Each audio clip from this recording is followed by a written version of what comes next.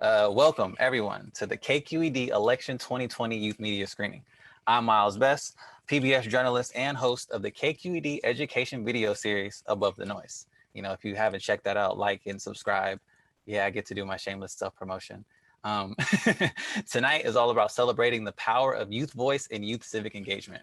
I'm gonna say that again just to make sure you all understand. Tonight is about celebrating the power of youth voice and youth civic engagement. We got a lot planned for you all. You'll be hearing from author Jason Reynolds. You'll see a highlight reel featuring a small but mighty sampling of the hundreds of personal commentaries that students have submitted to the KQED's Let's Talk About Election 2020 Youth Media Challenge. And we'll be hearing from a panel of some of those amazing teen media makers. Somebody said, how long is the meeting? We're going to about 5:30.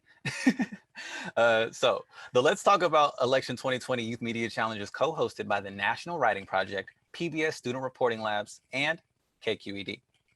Now, the National Writing Project is the nation's largest network of teacher leaders. Kindergarten through university and across the curriculum, they focus on improving the teaching of writing and learning in schools and communities nationwide. The National Writing Project believes that writing is essential to communication, learning, and citizenship, and I couldn't agree more. Student Reporting Labs is a national youth journalism program and public media initiative that trains teenagers across the country to produce stories that highlight the achievements, challenges, and realities of today's youth. Now in over 160 middle school and high schools, Student Reporting Labs creates transformative educational experiences through video journalism that inspire students to find their voice and engage in their communities. And lastly, KQED is a San Francisco-based nonprofit public media station and NPR and PBS's affiliate that provides free, high-quality educational resources, including teacher professional development and standards-aligned classroom resources on civic engagement and media literacy. So it's a great partnership, and we're all here to celebrate the same goals. Now, the challenge is facilitated by teachers in classrooms across the country, where it's aimed to empower middle and high school students to create and share evidence-based audio and video commentaries on the election-related issues that are critical to them. Now, the issues that the students covered are all over the place. We have climate change, immigration, healthcare, and many more. And they may not be able to vote just yet, but they will be affected by these policies that are going to be decided next month. And they have a lot to say to election 2020 voters. So we're here tonight to listen to them and be inspired by their informed, creative, and powerful voices. We're excited for you all to hear and support the youth voice, and we have an amazing event for you planned all tonight. So throughout this evening's festivities, please show these students some love and appreciation in the chat box. You all have been doing that so far, and I really appreciate everything that I've been seeing. Shout out to all the schools across the country that I've been seeing. Oh, there's a shameless self-promotion for the Above the Noise series in there as well. You can click on that when you have time.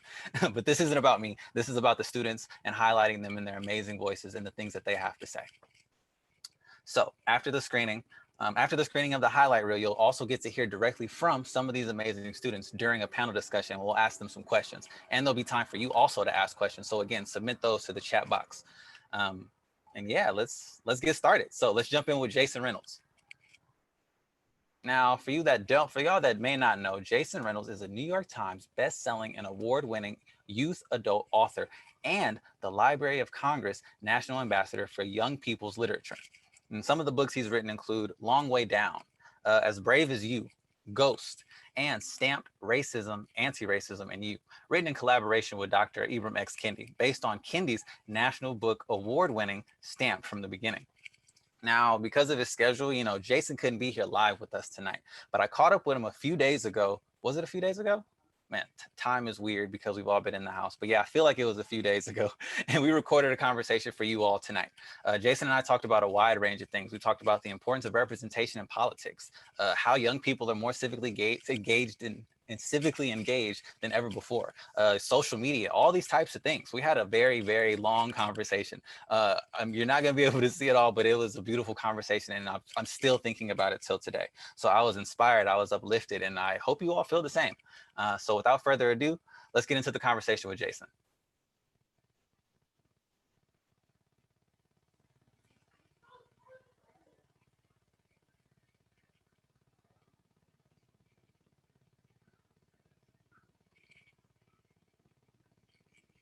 I'm hearing that folks can't hear the conversation. My name is Jason Reynolds. Um, I'm a writer, primarily a novelist, primarily writing for younger people, the poet, and currently the national ambassador for young people's literature. So for someone who is an ambassador for young people, for young people who cares deeply about representation, can I get your POV on like what that means for you? Yeah, I mean, ultimately, I think, look, the desire for representation is a human thing, right? All of us want to see ourselves uh, represented because the representation is the very thing that lets us know that we actually exist. There's a famous quote by Alfred Hitchcock. He said, "The face is not a face until I put light on it." Right? It's this idea that like once we see ourselves, it solidifies, or at least it feels like it confirms and affirms our existence. It's a very real thing, which means that if we don't see ourselves, then it basically exacerbates the feeling of erasure. For sure. I definitely feel that, you know what I'm saying? As someone who's still, I teeter, I'm still a young person, but it's like I'm kind of aging out of that. So it's like I definitely know, I definitely remember what that felt like, being in school and like whether it was a book or a TV show or a movie or even a teacher, you know what I'm saying? Whether they were speaking to something that, I could or couldn't relate to. So I definitely understand the importance of, being able to see yourself in the work. And to be honest with you, Miles, it's if we were to extrapolate it from the work, we could even think about it just as regular people living our lives. When I walk into a room as a black person in America, I look for black people, not because I'm afraid of all other people, but because once I know that there are black people there, I feel a little more safe. I feel a little more sort of I feel like I belong in a space, and then I can see everybody else, and that's not just black people. We all do that. It's a human thing, right? If you go into a space and you find out if you're Jewish and you walk into a room and you find out there are other Jewish people in the room, then you have sort of a starting point, and then you can see everybody else for who they are. But knowing that you're represented makes you feel comfortable. I wanted to know like why is it so important to hear authentic voices from young people as opposed to like older folks or older folks that are just talking to young people. We deal with a lot of teachers, we deal with a lot of people that kind of try to come at young people without necessarily understanding them. So he kind of talked to that importance of having authentic young voices talking to other young voices. Yeah, man. I mean, ultimately, it's you know, I think that we adults tend to be a bit entitled, and what we do is we pretend like we're not entitled, and then we call young people entitled when really young people are just young people, right? And with youth comes learning curves and growing pains and this, that, and the third. And there's a sort of a window of time there between childhood and adult where like they want to do all the things but can't quite do all the things. And those are usually the moments where we call them entitled, right? Which is an interesting sort of thing to sort of suss out. But I think the way that the entitlement shows itself in adults is that we believe that our voices are the voices that should always be heard, and that respect should be given to our voices merely because of age, right? That's it. Strictly on the basis of age. And I think that there are a lot of young people who have had experiences that adults have not had. The world is not the same as it was when I was 15 years old. I'm 36, almost 37. And when 20 years ago, the world was different. And I can point to the things that are similar, right? But I can also point to all the things that are not the same. And I think it would behoove us as adults to sort of humble ourselves and listen to the voices of young people because I don't know what it feels like to grow up in a world where you are inundated with images that tell you that you are not enough.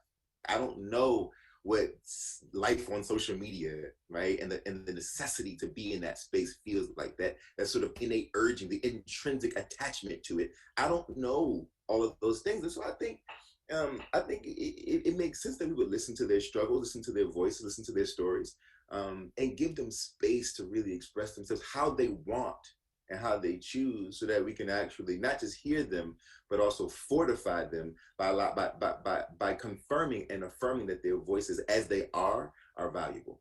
Why should young folks get involved in civics early, and like what does it mean for young folks to be engaged at an early age? Man, civics, much like sex, the conversation around sex, these are the things in this country, and anger is another one. These are the things in this country that America has a very hard time talking about when it comes to young people, but expects young people to know. right? So it's an interesting thing, right? Sex is one of these weird things that like we don't want to talk about it with our kids, but we expect our kids to know how to do it, right? Responsibly, right? We expect our kids to know how to protect themselves, but God forbid I tell the truth, right? We don't want to talk about it. And I think that's unfair. I think it's unfair. It's counterintuitive and it's irresponsible. And so I think first and foremost, uh, the teaching civics and teaching citizenship and teaching civic engagement to children is a world-saving practice, first and foremost. First and foremost. Second of all, when we think about what it looks like and how we can explain it and why it matters, I've been thinking a lot about resonant frequency. Are you familiar with this, brother? No, break it down to me. If you were to take a glass, right, and it's a real thing that you can do. All of us humans can do it, right? You take a glass, and if you were to like pluck the glass would sing a certain note. It would make that sound, right? Like when you pluck a glass, whatever sound the glass makes, if you can match that sound with your voice and hold your voice close to the glass, the vocal cords in your throat change the course of the air coming out of your mouth, and it will literally, because it's the exact resonance of the glass itself, of what makes up the glass, so your voice matching the thing that makes up the glass will crack the glass, right? It's just physics, brother. And it sounds very sort of esoteric, but it's not. This is the reason why I always question, we should do a little more work around the science of like the laughter of children. Because no matter who you are, when you hear a child laugh, you can feel it in here, right? When you hear a child cry, there's something happening to you physiologically, right? And it has everything to do with resonant frequency. And so when I talk to young people, it's all about figuring out what that, like, you are a human, therefore you know what it is, right? Figuring out what the frequency is, and then you got to hold a sustaining note. Right now, in this case, for young people, we're talking about whatever your story is, whatever your voice is, whatever your want and your demands are. You can't just like throw it out there and say it. You have to hold a sustaining note. You got to say it and say it and say it and say it and say it. You got to show up consistently, right? You got to really hold the note, and it will crack the glass, right? That's how it works. It will crack the glass of the old. It will crack the glass of the systems. Because all of that stuff that we talk about in all these weird sort of intellectual terms, it's just human stuff. So if you can be the rawest form of a human and tap into the human thing and sustain it, it inevitably will break the walls of a human. Right. Just resonant frequency, right? And this is the way I think about it. Now, this is all like highfalutin engineering terms, but really it's just a simple conversation about authenticity, vulnerability, intimacy, and humanity. That's it. It gets right to the heart of it. The human narrative is the greatest thing human beings have to offer one another. The human narrative, the story, right?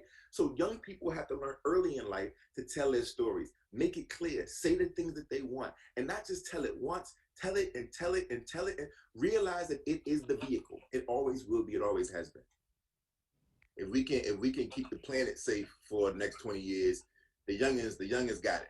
The youngins the youngins is going to take care of us. Like I really think that they're engaged in a different time. It's the one upside of the internet, right? The internet made the world so small. I was on the internet. I was on Instagram maybe like a month ago. I'm scrolling through the stories, and I come across Ilhan Omar's daughter, right?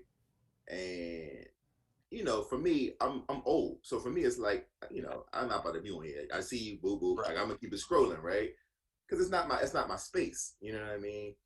But this time I stopped, and there's like 5,000 people in her live, and they talking about voting.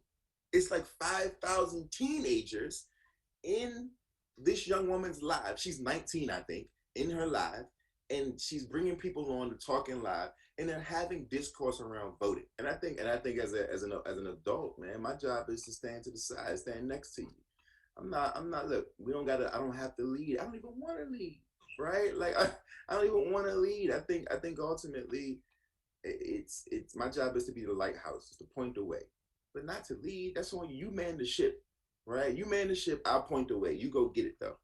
I'm tired, right? And my job is to pour into you to make sure that it's your turn to go out there and get it. Like Pac said, you ain't never gonna meet a person over 30 that changed the world. No, yeah, I definitely feel that same way about like the show that we do. You know what I'm saying? We're geared towards middle schoolers and high schoolers, and we're all about, checking confirmation bias and making sure that we give different perspectives. So it's like at my job, it's like I'm here to give, young people, either I'm here to give them the megaphone or I'm here to like, be the stage for them to, say their piece. You know what I'm saying? I'm not the voice. I'm literally just like the vessel to be like, hey, this is what's going on for young people. This is what they feel.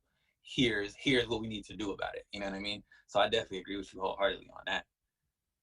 I think that kind of brings me to another question kind of about like, what can we like what would you say to other adults, you know what I'm saying, whether it's other educators or other people that kind of like don't fully understand like this part of the conversation that we're having about being able to step up and step back or step to the side, like what words of encouragement or tips or whatever would you give the adults when it comes to like putting up young people and encouraging young people? Ultimately, we just got to remember who we were.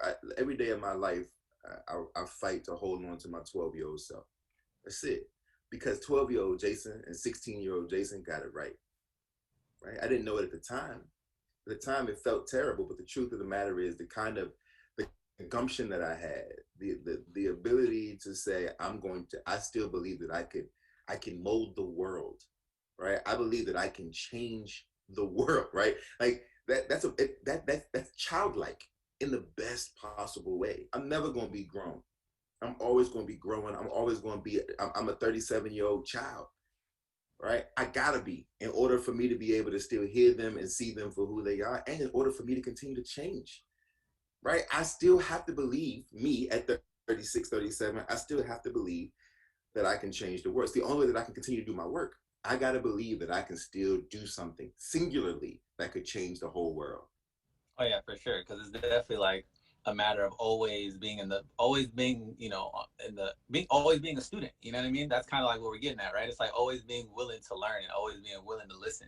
But man, but even more than just being a student, it's really just because I think when we put it in the framework of being a student, then we still limit it. Because I think right, because I really think it is about, you're right, it is about learning and it is about listening, but it's also about laughing, right? Like it's about dancing, right? It's about the idea that, like, it's about imagination, right? It's about all these things that the treasure trove of childhood that adults relinquish. We give it away, right? Yes, the world fights it and tries to take it from us, but at some point we let it go. We let it go, right? And we see it as child's play, when the reality of the matter is, like, that's where your genius at. I wanted to kind of get back to like the representation question a little bit. We Yeah. talked about like representation in like media and the arts and kind of like how important it is to kind of see yourself. But can we kind of get into that, like what that means, even like politically, also like kind of seeing yourself represented in like politics too, if you don't mind.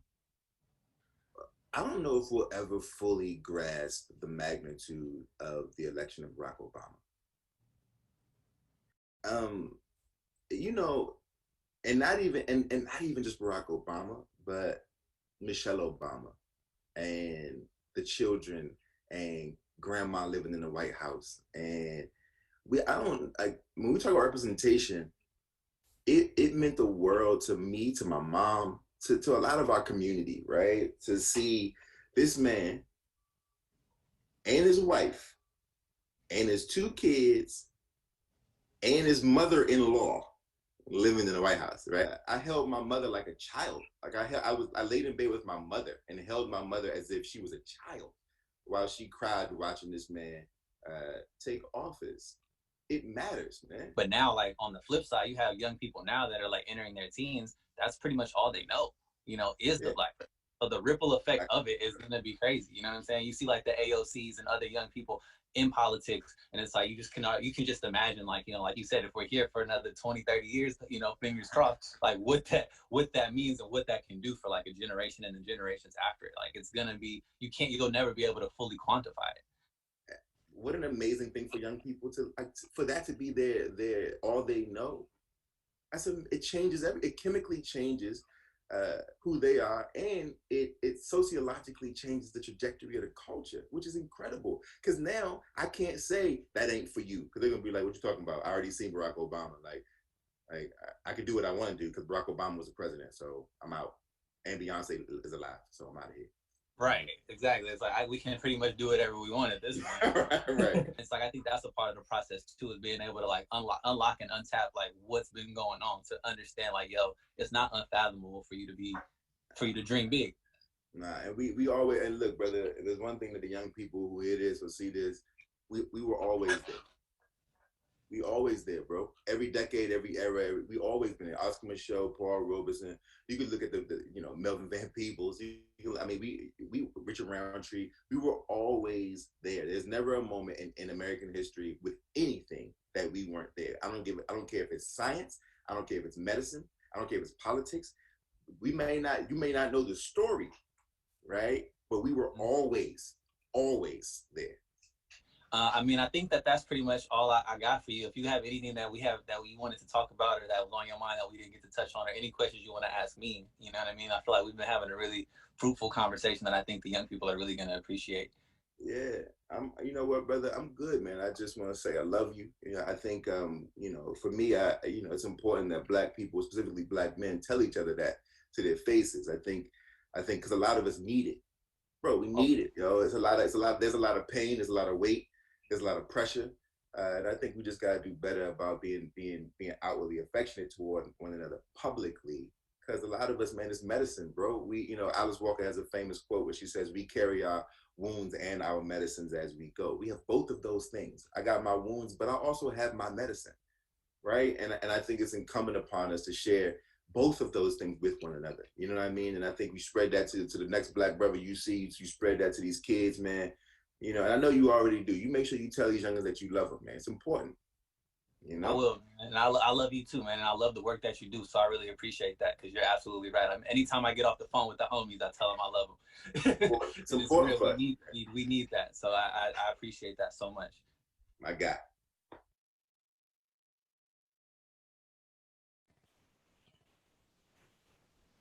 All right, we back. That was dope. I had the conversation with him, but it's like the first time I'm seeing like the piece come together. So that was really amazing. And parts of it I forgot how impactful that conversation was on me. There were some great comments that I saw in the chat box that I just wanted to point out. One from Kristen, she said, was like, yeah, and that's why students or children expressing themselves through art is so essential to education. Learning to and becoming comfortable with expressing their ideas and narratives. I wholeheartedly believe that and agree with that.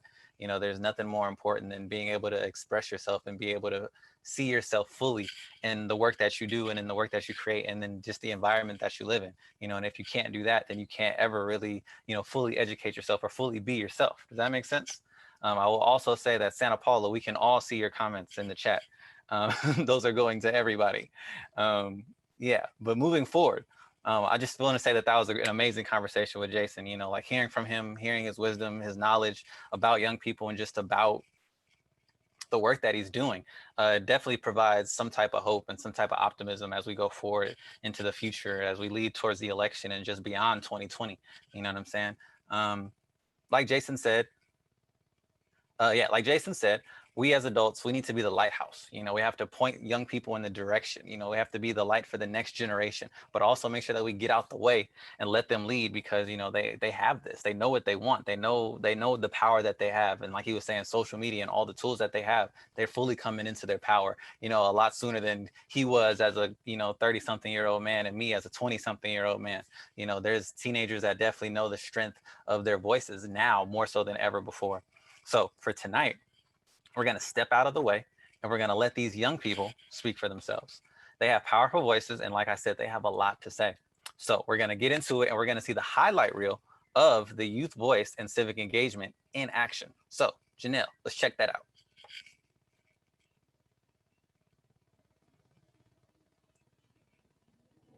KQED teamed up with PBS NewsHour Student Reporting Labs and National Writing Project to invite students to share what matters to them most right now with the Let's Talk About Election 2020 Youth Media Challenge. We received youth-produced video and audio pieces from across the United States about the issues that they care about most, like climate change, educational reform, racial justice, healthcare, and representation. The common theme? We have the brilliance, the rigor, the creativity, and the passion to make an impact. So world, get ready for us.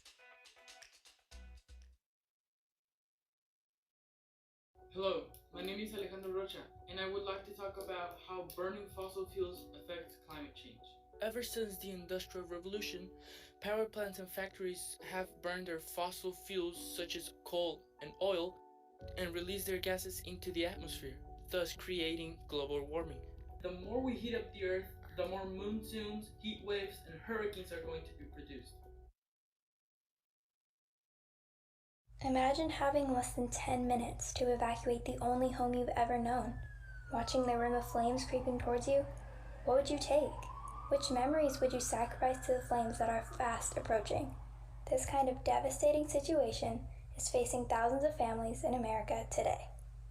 California is experiencing destructive fires that are burning millions of acres. Watching the dark blanket of smoke suffocate the blue sky, the snowflakes of ash that dusted the clean pavement, the loud noise of planes flying over sending the red cloud of fire retardant plummeting into the flames. This is when I realized that something needed to be done.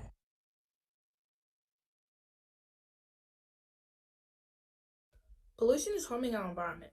This is easy to see because many animals are dying from people throwing trash into the ocean. We have to consider what happens when big chemical explosions occur like the one that happened in the Gulf of Mexico in 2010. This not only harmed sea life, but it also harmed humans. Investopedia said that the explosion resulted in 11 deaths and the release of millions of barrels of crude oil into the Gulf over 87 days. I want to vote for the person that wants to save our environment.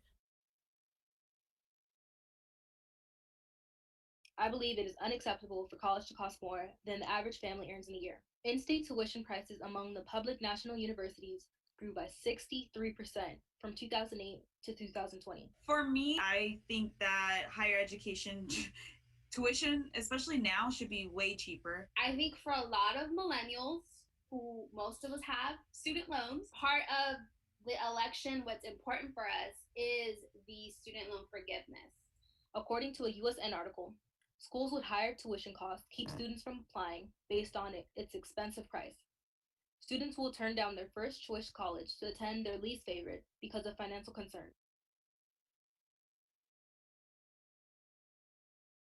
Eat the rich.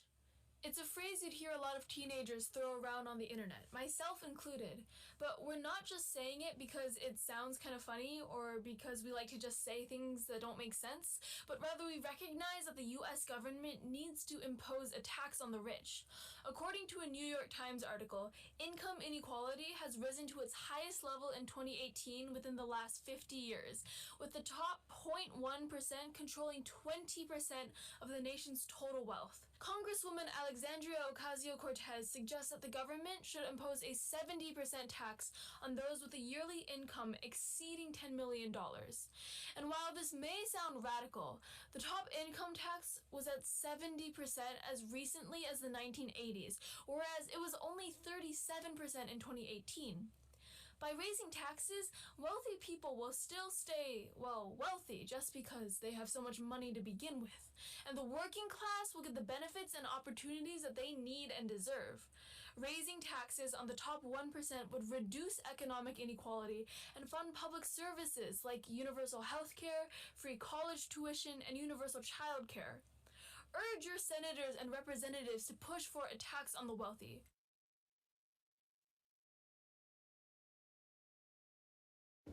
I think racial and cultural literacy is severely lacking in today's political climate, and I think the government should be talking more about how to address this through altering education policies across states and across nations. When I remember I was a child, I was so desensitized to the highly nuanced and myriad experiences of minorities across America, and also very self-conscious and almost even ashamed of my own culture. It made me feel like I was a sidekick, like I couldn't be the hero of my own story. That's why I think the government needs to endorse more creators of color and make sure that these voices of women, LGBTQ plus people, writers of color, all of these people's voices need to be heard and welcomed into the education curriculum for public schools across the country.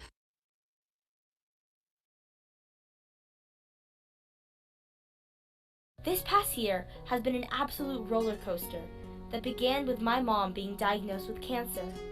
And without the medical insurance provided by my dad's job, my mom would not have received the treatment she needed in order to continue watching my siblings and I grow. But I know that not everyone has access to this medical insurance.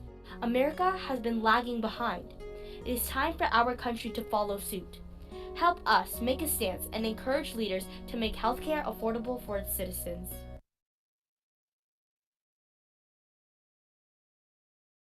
Racism is still present in our schools. and it's been this way since schools were segregated to present day. Although it may not be as overt as it was in the mid 1900s, it's still here and present in our schools. We are who we are, unique in our own way. The teacher who said, "You're smarter than I thought," or the lady gripping her purse as I walk by, has no clue what I've been through. The kids that assume I'm not smart because of my race don't know how hard the work is for me. In order to reduce racism in our schools, we need more people to come together. You can't escape it. You can't erase it. But in the end, you could be the one stand against it.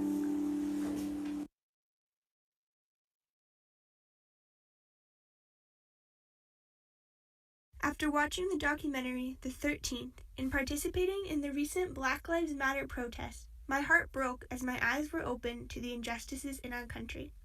I began to realize that people are disappearing.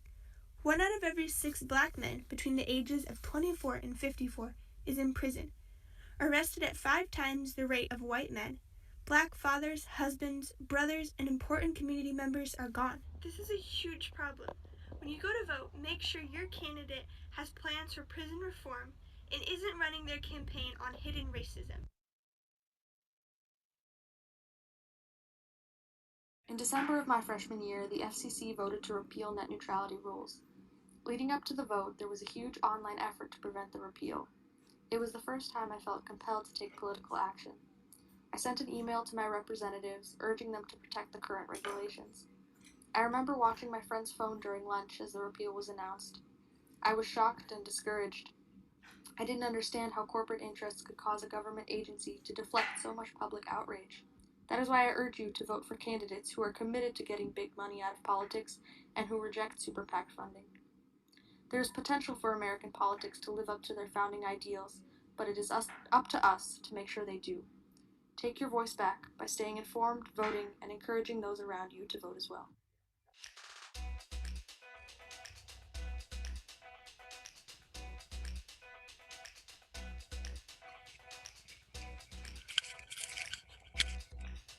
All right. That was amazing. Yeah, special shout out to Nairobi. I knew I recognized that voice immediately. If I could have our panelists begin to turn their cameras on, that would be awesome. There we go. There we go. Let's all give them a round of applause. Put some exclamation marks in the comments section. Give us a thumbs up. Something. I know we can't. There we go. There we go. Let's get it going. Come on. I need a little bit more. I'm not going until I see more. Yeah, there we go. That was amazing. You all did some great work. And all the students did great work, obviously. But now there we go. Yes, I'm loving it. Keep the wheels going in that chat box. It's going crazy right now. I love seeing that. So now we're gonna meet and talk with some of the amazing young people about their work. There'll be time for questions and answers at the end. So if you have any questions for these panelists, please put them in the Q&A box and we'll try to get to as many as we can.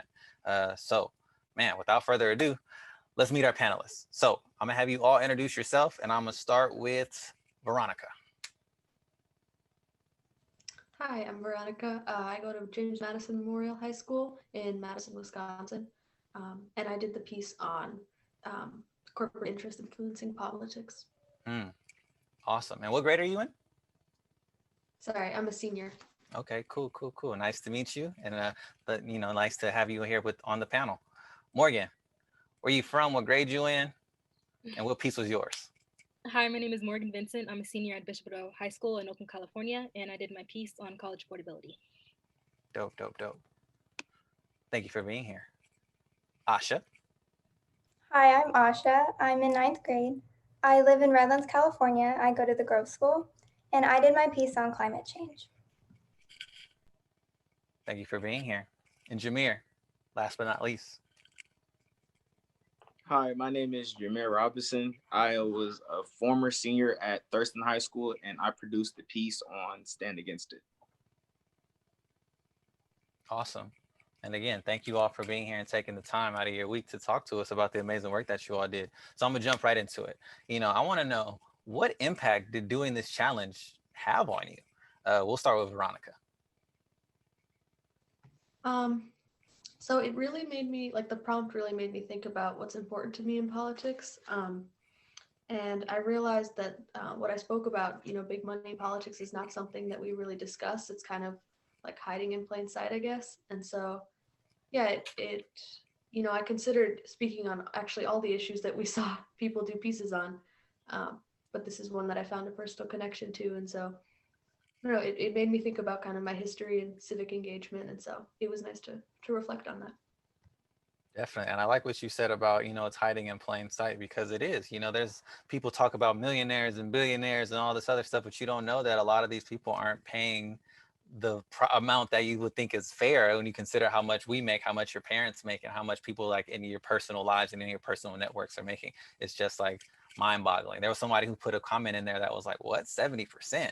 I had, it's only 37%. What does that mean? I mean, these numbers are just mind boggling to people. So I really appreciate that. Morgan, what about you? What impact did this have? What did this challenge have on you? A lot of impact. Up until now, I didn't know a lot about colleges because, well, my parents went, but they never finished. They started working. So like, I'm technically like a first generation college student, or yeah. And with my school, I felt like they teach more about what colleges to best fit you instead of to prepare you like what to expect or what do you have to do, like loans and stuff. So yeah, this was a big insight, and I'm blessed to have people in my family that I was able to interview for this project. Yeah, I was gonna say I really appreciated how you spoke with other people. We had our conversation earlier, and you mentioned, talking to people and finding out how much they owed, and just like how crazy that is. Yeah, I had a similar experience where I was coming up, where it's like, they talk to you about like applying to college, and kind of just you see all the little flags that they put up and stuff like, oh, you go to this school, you're going to this school, but they don't really give you the entire details of the process, and that can be overwhelming, scary, especially when you start bringing in money into the situation when you don't know what people's situations are. So I really appreciate you for doing that work. That's really important, and I'm glad that all the other young people that got to see it hopefully feel the same way. Asha, what impact did this challenge have on you? I've never done anything like this before or been on a panel, so this is all new for me. I had to learn a lot of new ways to like connect with an audience through the screen. This was a really great opportunity because it's such a large platform to connect with such a large audience. So that was really nice. This challenge helped me understand how every voice can make a difference no matter what age. So I think that was really cool. Definitely, and that's like we said, that's a big chunk of what we do here, and what this whole screening is all about is understanding the power of your voice, no matter how young you are. Even if you're not eligible to vote yet, it doesn't matter, because there's still ways that you can impart change and influence the people in your community and people in your age group. So I really appreciate y'all for taking that and seeing that and taking that bull by the horns. You know what I mean? Jameer, what about you? What impact did this challenge have on you?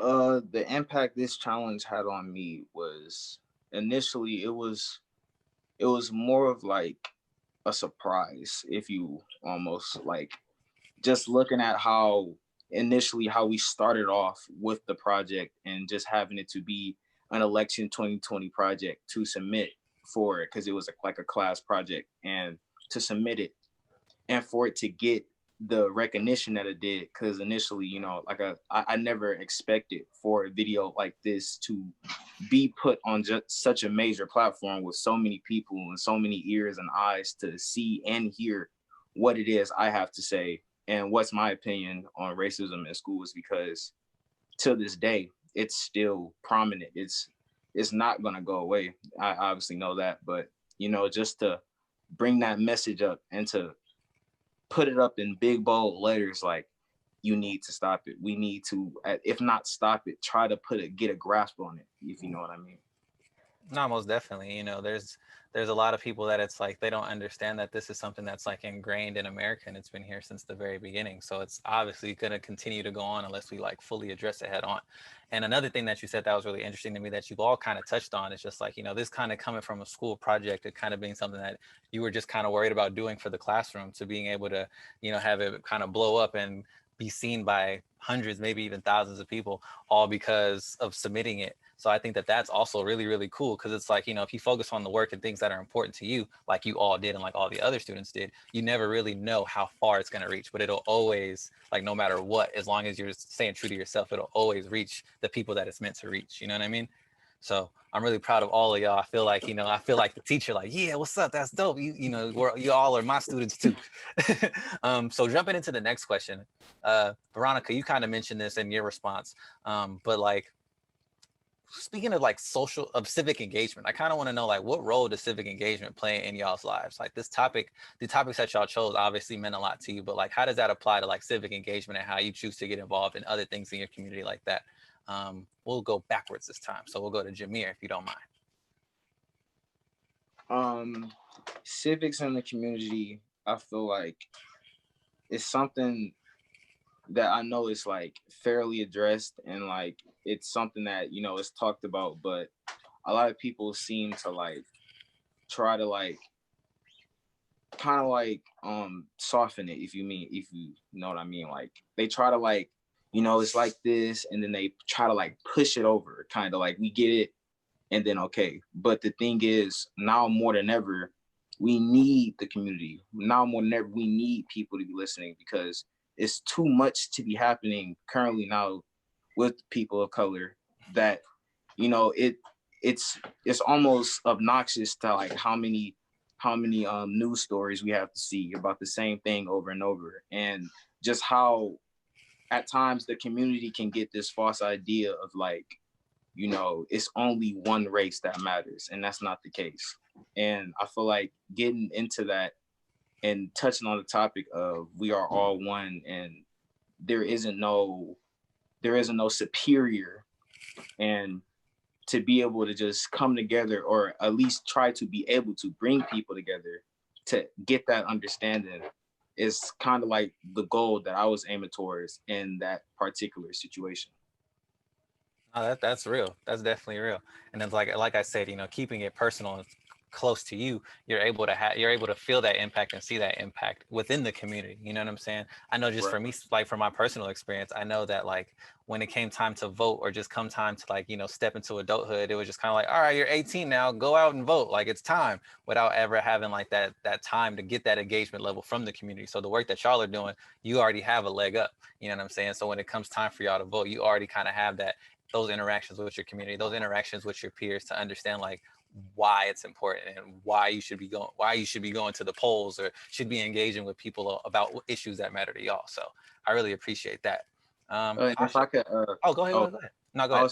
If I could just add, like on the topic of voting, like when you brought it up, it just instantly I just thought of my mom, because like more than ever, she's like, you gotta vote, you need to vote, you gotta vote. And it's like when you hit 18, like how you said, like how it was like, okay, you can go vote. Now it's like this year in particular, it's like everybody needs to vote. Everybody needs to vote. It's like it's become more of like,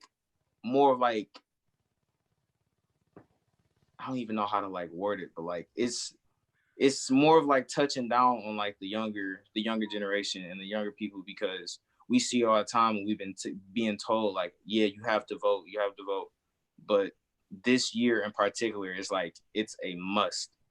It's like with everything going on, we feel like this particular campaign could very much change the whole view of how we look at normal. It could be a completely different normal depending on how it goes. So most definitely, I feel like now I'm like 100% like more of like into like I need to vote, because I knew I know like voting is important, but like this year in particular, it's like the main topic. It's like so many more ads than what I've usually would see. So it's like it's that's how I know it's like this is where we all need to come together and just get it done. Well said, bro. Well said. Especially for you this is going to be your first time voting, right? Yeah. So it's like, definitely, like I said, you have a leg up in understanding the importance of just like what it means to be civically engaged in your community. Asha, how about you? Like, what role does civic engagement play in your life? And I think especially now that we're all apart, it's really important to come together in any way that we can, especially now we're on a Zoom call just coming together. And I think that's really important to stay connected. And I think that any small action, you think it's small action you do, can have a huge impact on someone's life. Like if you donate school supplies for elementary school students, that can really mean something to someone. Even if you think it's just a small thing you do, it can really have a big impact on someone's life. No, definitely, definitely. And that's kind of like what we're getting at here. It's like there's other ways to be impactful other than just voting, especially because so many of you won't be able to vote yet. So many people watching this won't be able to, a lot of them are students, they won't be able to vote yet. So that's very important. Morgan, what about you? For me, my civic engagement is like primarily volunteering through social, like, I mean, not social, uh, extracurricular activities. I'm a Girl Scout, and that's where I do most of my volunteering stuff, and also through school. Service hours, we have to do a certain amount every year, and yeah, nothing political or anything like that, but yeah. No, and that's real. That's what we're getting at, right? And it's like I know the Girl Scouts, like they give a lot of what's the word I'm looking for? They give a lot of like life skills. You know what I mean? And these are, so these, how long have you been a Girl Scout, if you don't mind me asking? Fifth grade, fifth, fourth. Oh yeah. Yeah. See, Wow.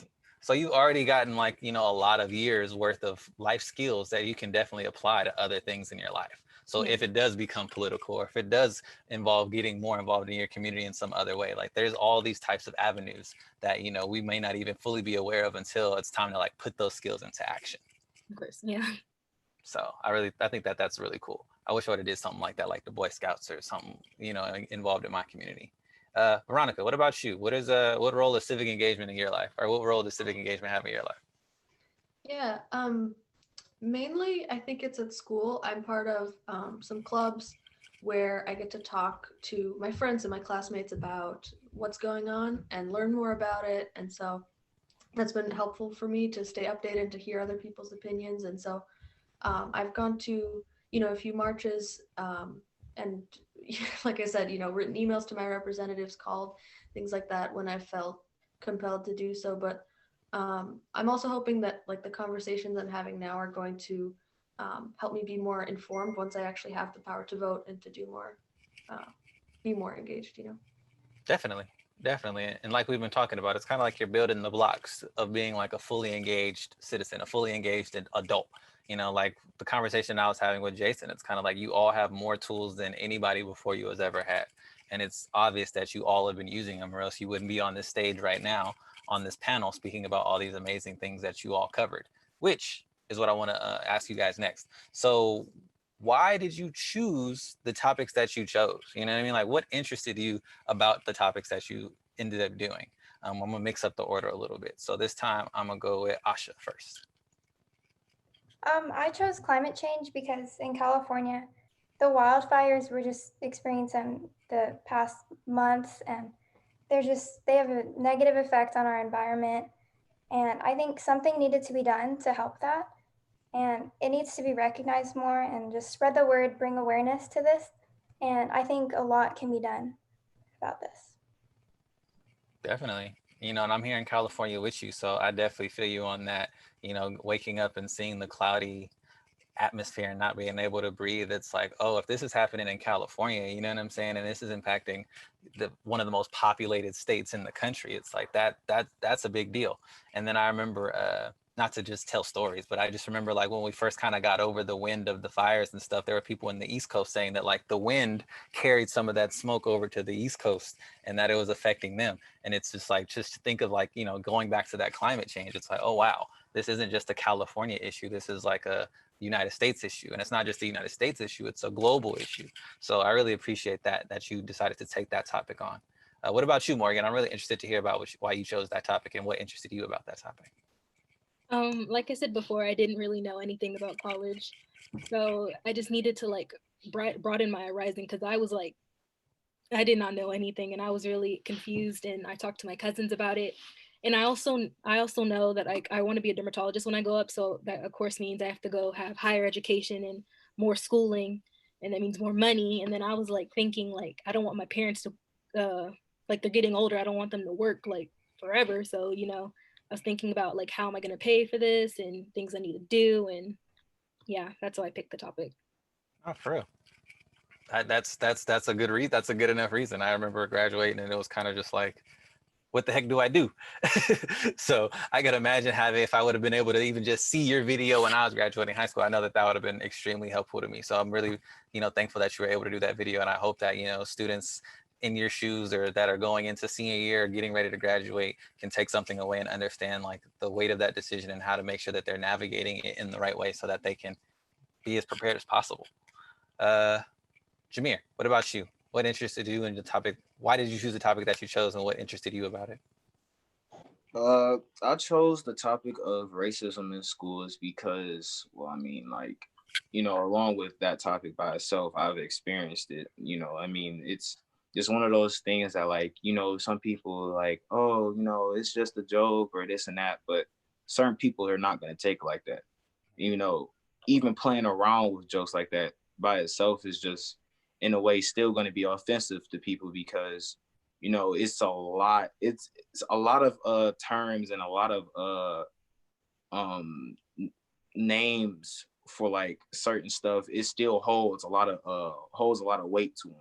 And with that experience of having the issue with racism and experiencing a woman literally pulling her purse away from me as I'm walking past, it's like, I'm just like you. I'm human too. I'm not like how people would like to proclaim us to be, or give this vision. And honestly, making this video at first, like I said, was just a school project. And I'm like, okay, how can I make this school project more personal? And then as getting into making it and digging into those personal experiences, it's really like, I know I'm probably not the only one that's had this happen to them. I know there's more people like that can relate. So especially now more than ever, this is probably a prominent topic with everything going on right now.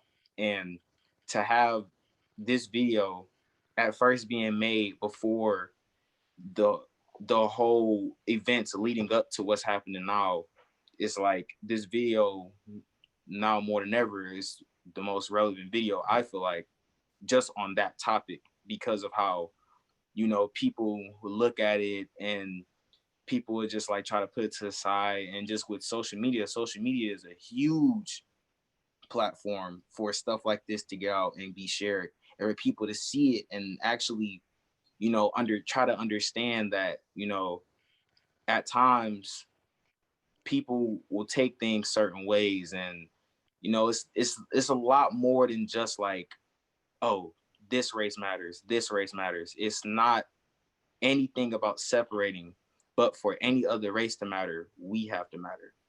And that's kind of like my goal, to just say that we can stop all of it, or if not stop all of it, get a hold on it and try to like better it for the next generation after or before next. You know what I mean? But like, yeah. It's just hopefully just a way to touch on a topic that people try to shy away from, and not being afraid to just say what needs to be said and throw the facts out there. And I mean, it really had a lot of people thinking like, wow, like I didn't even know how people took it. It's good to be that person, or to have the video that like has people opening their eyes and asking what can they do to change and what can they do to help. And yeah, I feel like just going into the video, it was just a project, but now it's like it has me inspired to even do more to help out with the community and produce more products kind of like this to bring the topic to light and hopefully bring change. So yeah. No, that's awesome. That's awesome to hear, man. Because I was gonna say, like, we've all faced some type of discrimination. You know what I mean? Like, whether you're a person of color, whether you're a woman, or whether those two things intersect for you, you face some type of discrimination, and it's so ingrained that like we don't even realize it when someone's talking down on you for being a woman, or just simply from being different from them, or being black, or whatever it might be. You know what I'm saying? So for you to understand that and tackle that within your video as it pertains to race in schools, like, yeah, I've definitely experienced that, where a teacher says something like some slick stuff to me where I'm like, okay, that, you wouldn't say that to another student, or, you know what I mean? So I really appreciate that. And I feel like all the students can somehow relate to that or have seen that or experienced that, whether they noticed it or not. So you being able to bring that to the forefront, I think is really important. So thank you. Veronica, I don't think we heard from you yet. Why did you choose the topic you chose to cover, and what interested you about it? Yeah. So I'm in a book club at my school, the Social Justice Book Club, and so a book that we chose was Saving Capitalism by Robert Reich. I don't know exactly how to pronounce his last name. And so he talks about how much corporate influence has grown, like how much more money they're putting into politics, and the how much less power the average citizen has now because not everyone is a billionaire. And so reading that really, I don't know, it made me angry. And so, even seeing everyone else's projects and the things that they care about so much, and knowing that their voices won't be heard the same as, Jeff Bezos's or whoever. I wanted to bring awareness to that and try to make sure that people, like the people here and everyone who cares about politics, is able to make a difference. So yeah, that was my motivation. Like I said, I really appreciate that because, like you said in your earlier response, it's all hiding in us in plain sight. A lot of people use Amazon and all these social media apps every day, but they're not aware of like how much difference in money that these people are making and how little they're paying in taxes, and how that has a trickle down effect and how that impacts literally all of us. You know what I'm saying? How it impacts all of us. Like you were saying, Morgan, it's like you didn't know how much school costs. You know what I'm saying? It's like these things aren't separate. You know what I mean? These things all intersect and all relate to one another. So I'm glad that you all decided to choose these topics, and I'm glad that we're all kind of seeing the connections and how they impact us as we go forth as a society. I'm going to jump around the questions a little bit because I feel like I'm slowly running out of time. I'm loving all the responses that you've all have had, so I really appreciate that. But I wanted to know, so we've kind of talked about the projects a little bit and, why you all chose it, but I want to know, what does it mean to be able to like share these stories? You've all kind of talked about, like Jameer had his answer earlier where he said he didn't know that this was going to be, seen by this many people or have the impact that it had. So I'm kind of curious as to how the rest of you felt, like what does it mean to share a project like this outside of the classroom and outside of school, and, being on a panel like this and having it seen and shared with people that you don't go to school with, people that aren't in the same state as you. Let's start with Morgan. Me personally, I didn't expect for this to happen. I only submitted to the website because my teacher offered 5 extra credit points, and I was like, who can beat 5 extra credit points? But yeah, I'm really happy that people are sharing my story, and I actually really liked it because I was doing it for a grade. Like, I was passionate about what I was talking about, but I didn't know that it was gonna go so far, if you know what I mean. Yeah. So yeah, and I think it's important to like help people like me who don't know anything about college and are just blindly going through this like whole college application process, and help them get aware so when the time comes, like they know what they're doing and they're not lost like me and they're just applying to colleges they don't know nothing about. Right. Yeah. And yeah, that's about it. No, that's great because it's like that's real, it's like you're doing it for school and you're doing it for a grade. A lot of the people in this chat have been talking about like how they're here for school, but I'm sure that they're going to come away learning something that they didn't know before. So it's that same kind of pattern where it's like, yeah, that just tells you the impact and the importance of like teachers and education as well. You know what I'm saying? So shout out to the teachers shout out to your teacher for being like, I'm gonna give you those 5 extra points because now look at where that got you. I'm sure, whether you got that A or that B is important, but there's a greater impact than that as well. What about you, Veronica? What does it mean to share stories like this outside of school and outside of the classroom? Yeah, I also was not expecting it. I did it for a class project. It was a requirement, but it was something that I was interested in for sure. And it means a lot to me that somebody found it interesting and wanted to hear what I had to say. I think that it often feels, I don't know about you guys, that you kind of can talk to the people who already know what you think and they already know who you are, and you feel like you're not really making a difference. And so to have your voice amplified is empowering. And so yeah, it's been also really cool to see the people behind the other projects because you all did really great jobs. And so yeah, it's it's been a cool experience. That's dope. Eeny, meeny, miny, mo. Let's go with Jameer. So what does it mean to share stories like this outside of the classroom? You've kind of mentioned it a little bit before, so.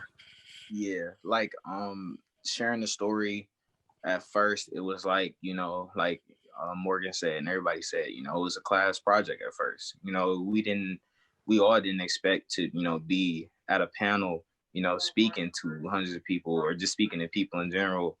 And, Miss Clayton, my media teacher, video teacher, she like really like pushed me to, post the video and like, submit it for just more than just what I had to submit it for. And like she really like helped me, just like with just like getting me to where I'm at now and getting me to have that confidence in myself to be able to put the video out.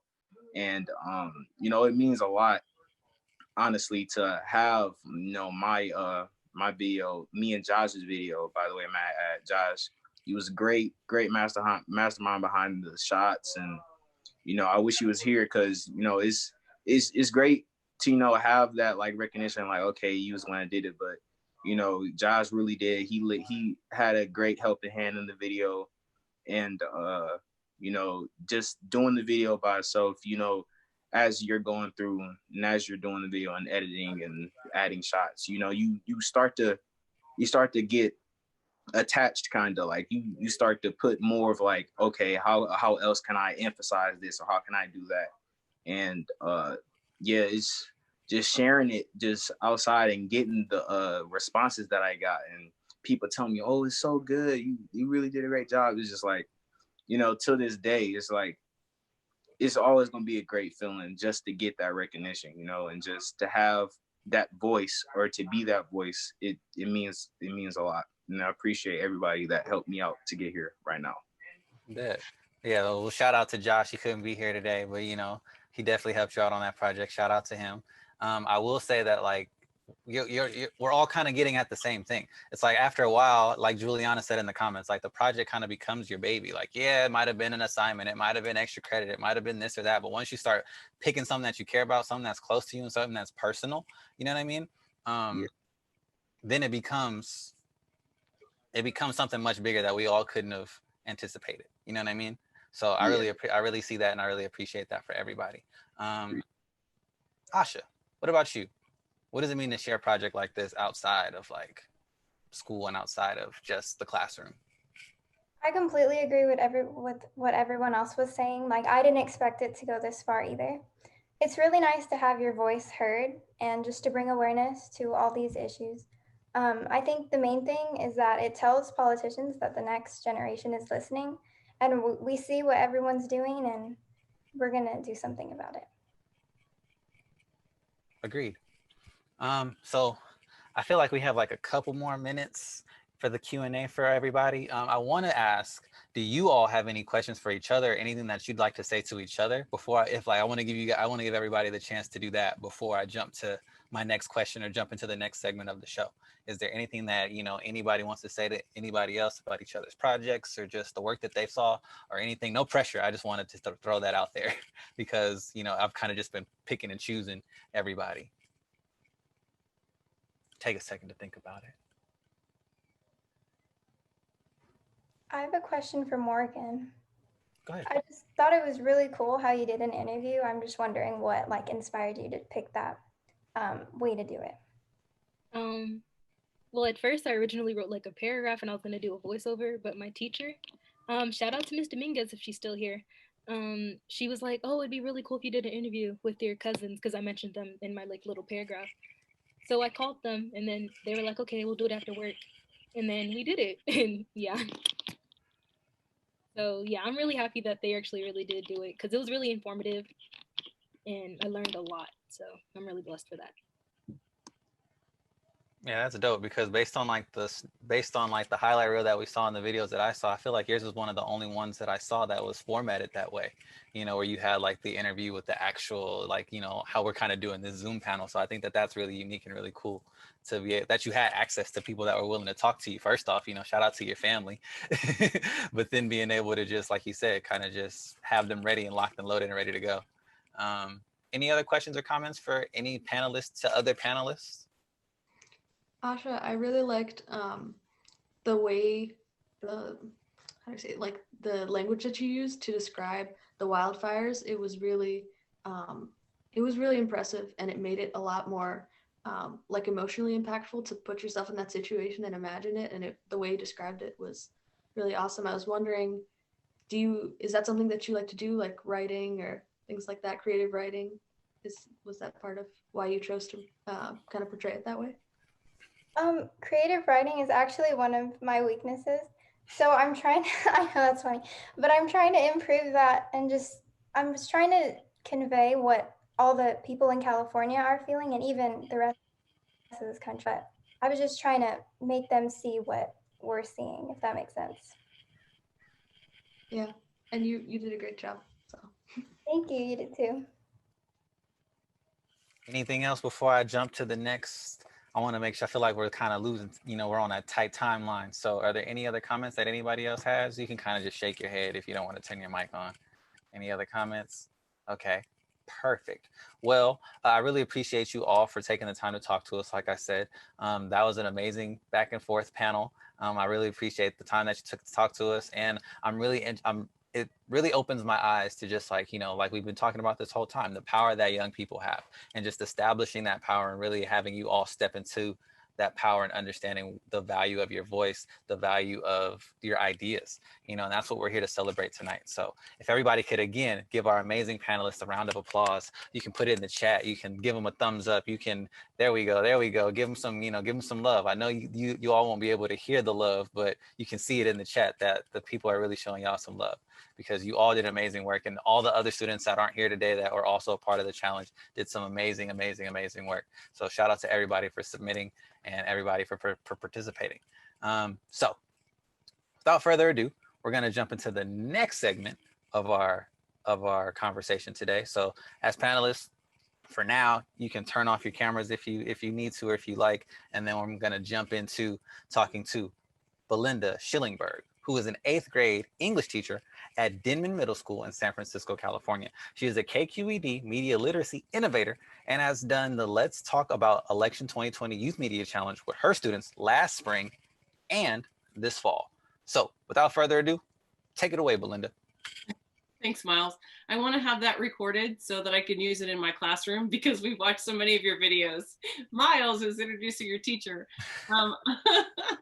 Thank you to all the students. I really love what you said about, Jameer mentioned about being that voice. And then also Veronica said something that about having your voice amplified is empowering. And what happened to us in the spring happened to everybody. But what really struck me about going into lockdown with my students is that right before it happened, we were doing the Election 2020 challenge. And one of the challenges I saw in my classroom was I had a Persian student and an African-American student who never talked to each other on purpose, but they both picked the same topic, which was the one about teachers being armed in schools. From the Above the Noise video. And they ended up making websites about that topic. And that brought them together. And so the power of what the Above the Noise videos and the Election 2020 challenge has potentially to bridge gaps is one reason that I love the challenge. One of the other things that was hugely impactful for me personally and professionally is watching the fact that what happened to the whole country in, you know, it's so big you can't even grasp it sometimes. But what I saw happen with my students was that all choice was taken away from them. All choice. They didn't have any choices anymore. They couldn't go to school to be with their friends. They couldn't go to school to learn. They couldn't leave their houses. But we still had the election 2020 challenge. We still had the KQED Learn discussions. We still had access to the Above the Noise videos. I recently wrote a blog for someone, and I mentioned that Myles was my co-teacher. Not that he knows that, but you know, that was able to sustain us in a moment when absolutely everything was going completely crazy, and something we'd never seen happen before happened to everyone. So while we were all separate, there were certain things that brought us together, which I think one of the panelists mentioned before. And I know Morgan talked about being a Girl Scout, and Myles, you know, piggybacked on that with like the skills, the life skills.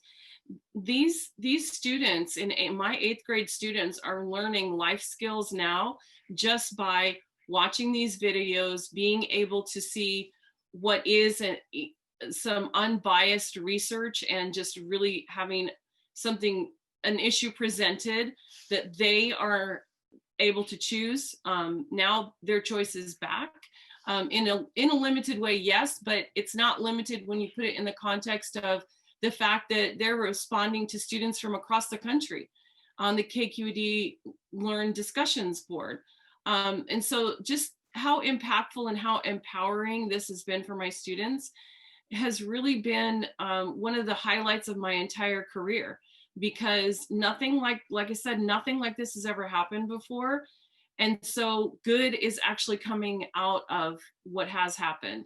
And this KQED Learn is a huge part of that for me and for my students. And if there's for all the other teachers who are on right now, I just want to encourage you that this is for middle and high school students. I think Almitra just put that in the chat. And there are so many resources available to provide teachers with what they need to make this happen in their schools. It's great for cross-curricular work, which is what we're focusing on now a lot more than we used to, because it reaches these discussions and these projects for the challenges. It reaches far and wide in our schools, and teachers are looking for things that can give students opportunities to have their voices amplified. And so I can't say enough good things about the platform, and I'm excited about beyond election 2020. There's going to be new challenges, media challenges. There's one about if there's going to be an engineering one for students involved in STEAM. There's going to be a Cities Could Dance. There's a perspectives one coming. So I'm just really excited that more students are going to have access to a really powerful way to make their voices and their choices heard to a broader audience. So that's my take on it. And I appreciate all of that. You know, I'm glad I could be your co-teacher for the year. And like we've all kind of been getting at, it's all about that adaptation, you know what I'm saying? So it's how you adapt it with your students, whether it's using our videos, it's how we went about creating our videos, you know what I mean? It's about the students and the work that they did and how they had to adapt. It's all about adaptation, because like you said, we're all in this together. This is something new for literally every single American, every single individual that's here dealing with the pandemic, you know what I mean? Like, this is new for all of us. So, you know, I really appreciate the work that you do. You know what I'm saying? There's always a special place in my heart for teachers that go that extra mile and take that time to, you know, really meet their students where they're at. And it seems like through the work that you've been able to do, that you've done that. And a lot of the teachers that are here in this chat that have been letting us know that they've also done that work. So, you know, special shout out to you. I really appreciate it. Thank you so much, Belinda. Thanks, Myles. All right. So, like I said, special shout out to Belinda and all the other amazing teachers out there. And I also want to thank, special thanks again to the challenge co-host, the National Writing Project, PBS Student Reporting Labs, and of course, KQED, and our newest partner, Writable, for supporting this Youth Media Challenge.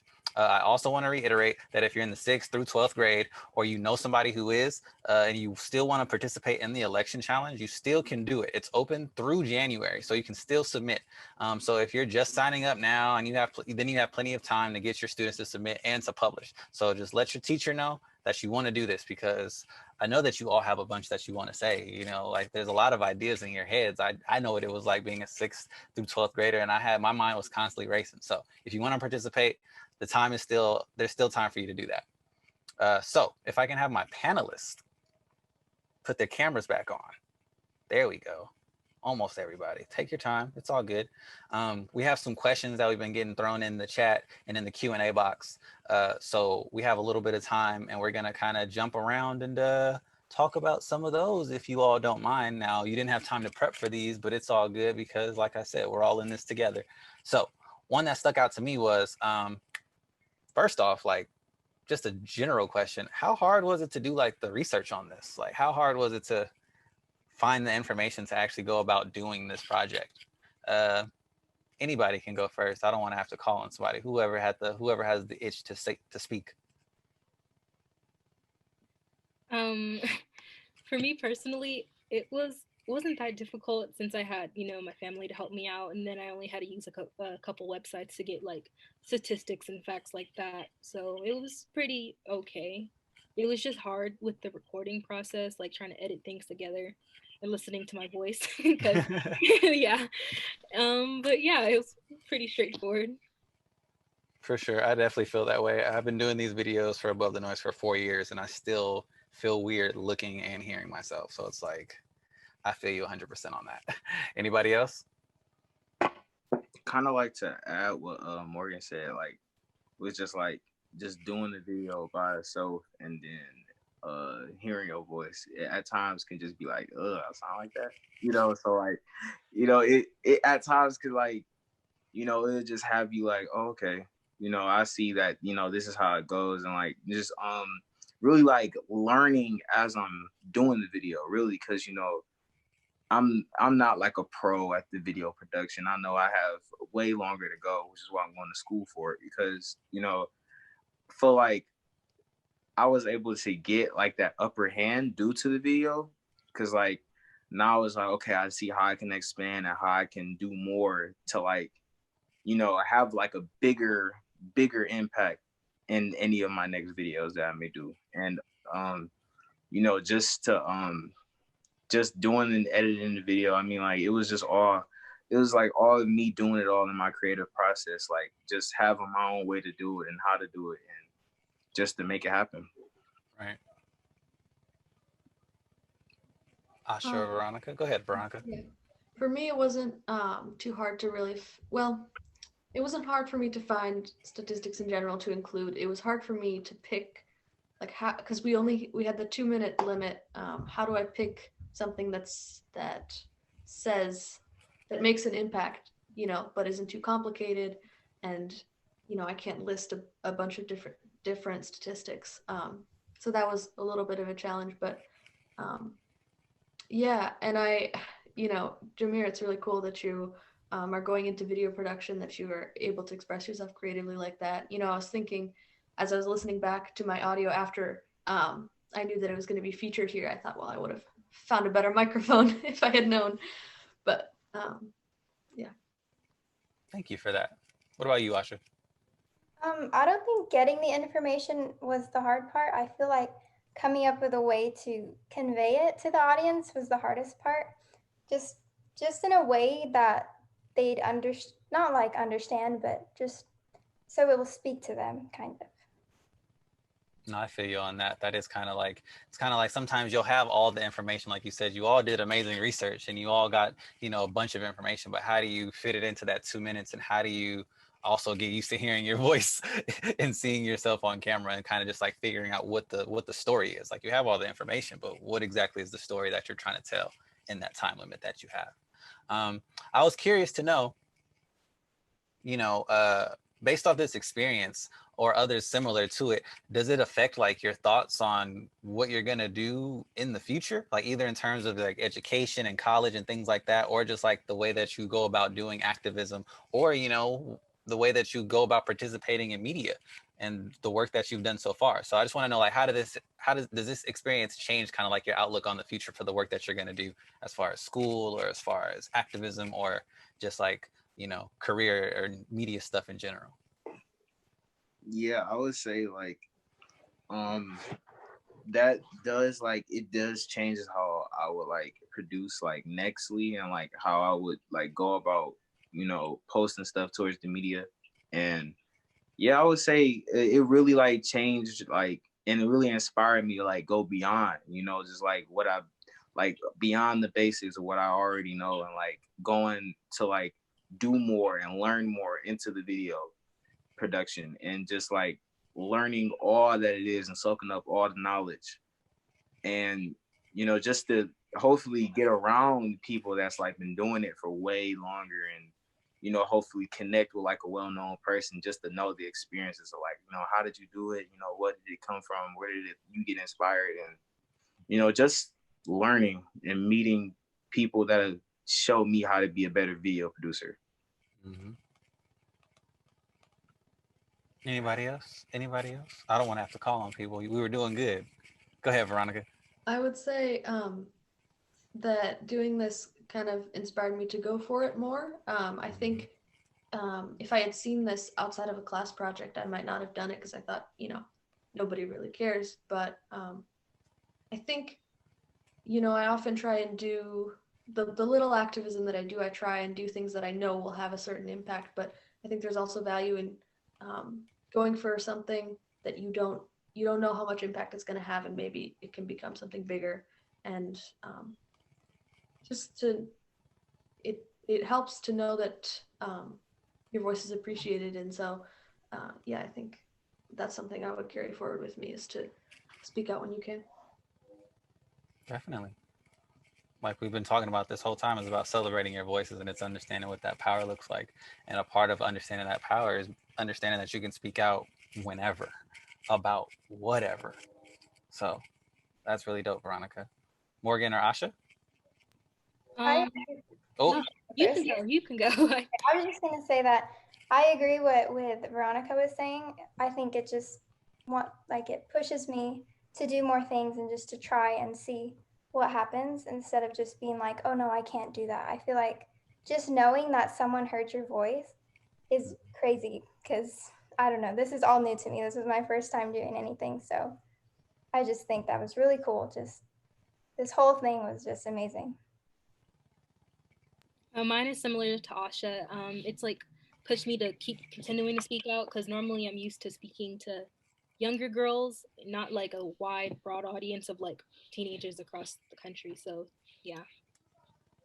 And this, I want to say, is also a cool opportunity to like talk to adults and just other people about how you feel without it being like a confrontation. You know, you don't really know if people want to hear what you have to say, and so this event in the community it's a cool and different experience. definitely. There's so many amazing questions, but we're running out of time. So I'm gonna jump and ask this one, which I think you guys would know how to handle really well. So it's like, what advice would you give, you know, other students who might want to get involved in their communities but don't know how to start? You know, you all had the amazing opportunity to do these videos, but like, what advice would you give to other students that also want to help and get involved in their communities in different ways? I would recommend like volunteering at like a library or a garden, just like something where you can get life skills like teamwork and problem solving, like critical thinking skills, and confidence. And I think that's most important, and communication. And yeah, that's I think that's just most important to like get you out there and to get you paired for like real life experiences. Definitely. I agree. Anybody else? You all don't have to answer either. It's not like pressure where it's like, everybody give me a response. But if you have any advice or tips for students, that would be super helpful.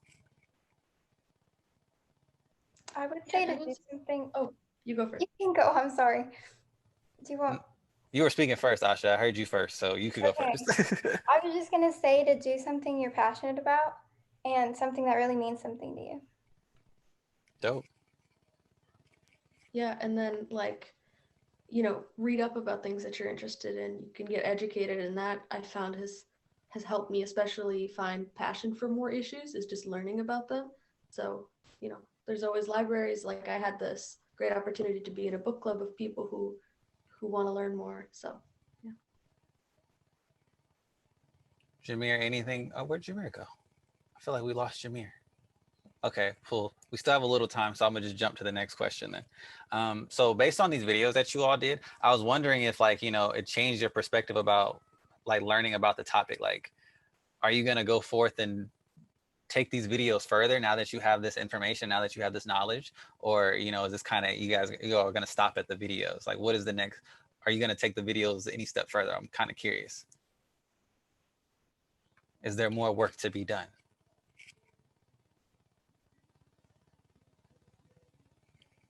Ooh. I think I don't know if I'll do anything more with the specific piece, but I think I will continue to try and raise awareness and I'll take the experience of talking to people about it and continue to do that.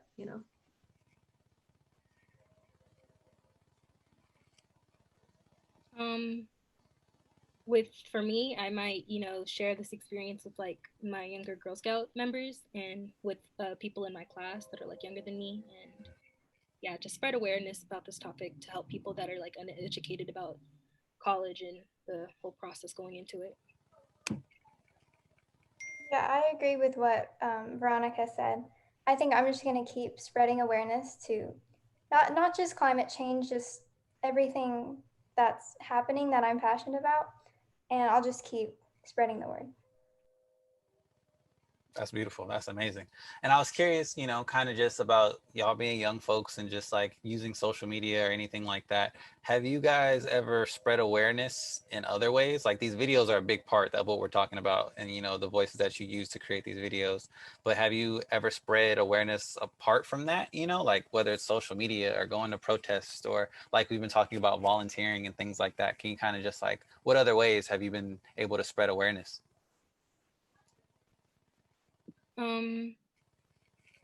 I've spread it. Well, it wasn't on college affordability. It was like on the whole Black Lives Matter topic.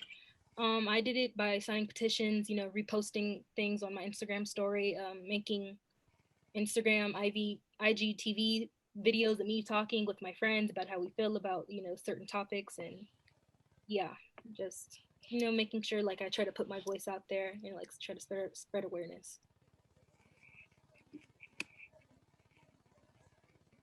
Anybody else? Yeah, I think it's really cool, Morgan, that you kind of got people from your community together and also kind of amplified their voices. I've been able to do some things at school with my friends. They're all kind of also engaged people in politics. And so we've been able to, through different organizations, raise money or do, put flyers around our school. So that group of people has been helpful in helping me to use my voice, because when you have more people, it's just more power, in general. For real. Morgan, I think it's really cool how you're spreading it to younger people too, because they're going to be in our positions soon. And I think that it's important for them to know that, like, to look up to someone, I guess, and know that their voice matters. I agree with everything everybody said. Those are all super valid and super critical ways that we can all be participants in our communities and help raise awareness, because we all got to be each other's crutches. You know what I mean? We all got to help each other up and help each other along the way. And any way that you can do that, whether it's helping one person, 10 people, 1,000 people, 1,000,000 people, is work that is valued and needs to be done. So I really appreciate that. I want to thank you all again for being a part of this amazing panel. So shout out to the students, shout out to the work that you all did, and shout out to the work that I know that you're all going to continue to do, because you're all bright young individuals that have, a long way to go. And on that path, I know that there's going to be some amazing work from you all. And I'm excited to see how you all grow into, being these informed, civically engaged citizens. So I'm really appreciative to be able to chat with you all today. I'm super thankful. I'm sorry. I'm just like, this has been really cool for me as just like somebody that, when I was your age, wasn't doing this level of work. I was kind of just thrown to the wolves, and it was like, all right, if you want to protest, go do that. If you want to vote, go do that. So to see y'all all doing this work at the ages that you all are, it's really empowering to see. And that's why we're here, right? To, amplify all your voices. So I want to say thank you. I believe we're running out of time altogether. So I want to say thank you to everybody that was able to watch and participate and be with us for this past hour and some change. Thank you for coming out and supporting these young people and listening to what they have to say, because like we said, this is all about them, the work that they've been doing and how they've been able to step into their power.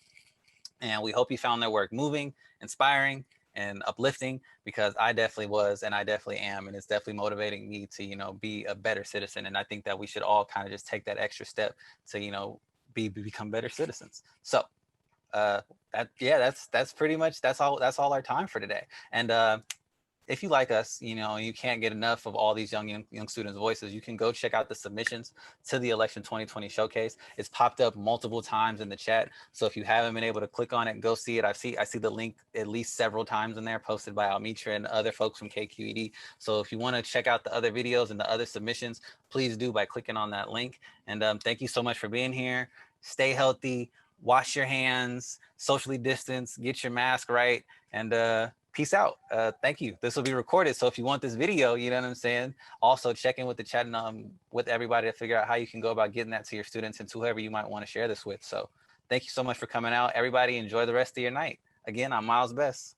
Peace out.